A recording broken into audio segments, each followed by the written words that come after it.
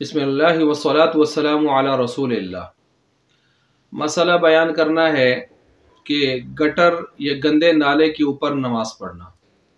عموماً اس طرح ہو جاتا ہے کبھی کہ آدمی کسی دفتر میں یا کسی بھی جگہ پر ایسی جگہ پر نماز پڑھ رہا ہوتا ہے کہ اس کے نیچے گٹر بنا ہوتا ہے یا نیچے سے گندا نالا بہہ رہا ہوتا ہے۔ بس اوقات مسجد کے اندر بھی یہ معاملہ ہو جاتا ہے کہ نیچے سے گندے نالے یا گٹر کے سلسلے چل رہے ہوتے ہیں، اور تو آیا ایسی جگہ پر نماز پڑھنا کیسا ہے؟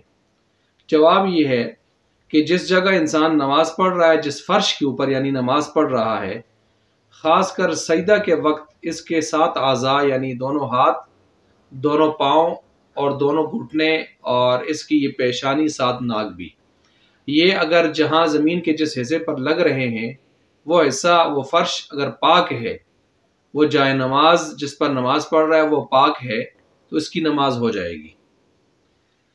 یہاں تک کہ جس جائے نماز پر نماز پڑھ رہا ہے، اگر اس کے نیچے والا حصہ ناپاک بھی ہو لیکن اس کی ناپاکی نیچے کی طرف ہو اور اس کا اثر اوپر کی طرف ظاہر نہ ہو، تو اس کی نماز اس پر بھی ہو جائے گی۔ چہ جائے کہ فرش زمین وہ تو کافی ضخیم اور موٹا ہوگا اور اس میں تو کوئی اشکال ہی نہیں ہے، تو اس لیے نماز بالکل جائز ہوگی۔ ہاں البتہ اگر وہ ایسی جگہ ہے کہ بو تو ظاہر نہیں ہو رہی، یعنی گندگی تو ظاہر نہیں ہو رہی لیکن گندگی کی بو وہاں آ رہی ہے، تو نماز پھر بھی جائز ہوگی جب گندگی وہاں ظاہر نظر نہیں آ رہی۔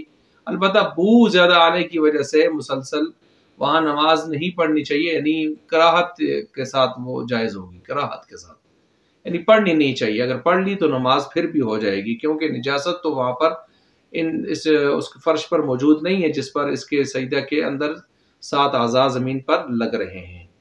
تو یہ میں نے اس مسئلے کو بیان کر دیا۔ عموماً یہ مسئلہ پوچھا جاتا ہے۔ اللہ تبارک و تعالیٰ سمجھنے کے عمل کرنے کی توفیق عطا فرمائے۔